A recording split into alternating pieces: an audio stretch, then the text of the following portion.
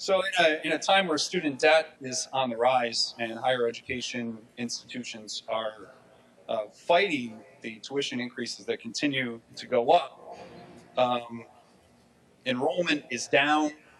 Private institutions are still reeling and recovering from the shutdowns. I wouldn't say that this is the time to tell students that it's not okay to pay your tuition bill, that you still get the same benefits that anyone who fully paid their tuition, many working their way through school to make sure that each one of those bills was paid on time. I don't think the right thing to communicate, especially when we consider about the value of our education. We should focus on lowering the cost of education overall. What this actually does is it applies additional penalties, potentially, to institutions that are literally just saying, can you pay us for what you said had value?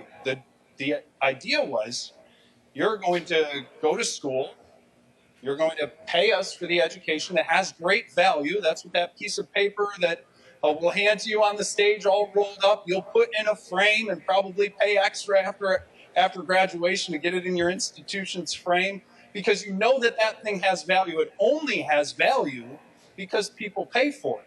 So if we tell people that they no longer have to pay for this thing, then what's the value of it? That's a rhetorical question. Imagine if we said, and I understand the catch-22, you need a transcript in order to get a good job. Well, the sponsor didn't bring a bill forward today that said we're going to force institutions at the request of an employer to send a transcript directly to that employer to show, all right, this student has actually met all of the qualifications. No, this bill instead says we're going to give that benefit directly to the student that had that contract, that went to that school for whatever period of time, said that they would pay these bills, didn't pay the bills, has not technically earned that transcript because they haven't lived up to their part of the bargain yet. Imagine if we applied this to car payments. Well, you need a car in order to get to your job, right? Well, what happens when you stop paying the bank for the pleasure of driving that car? They repossess it. Now, this body could put a bill forward that says, but how can someone pay the car payment if they can't get to the job? I mean, I got it.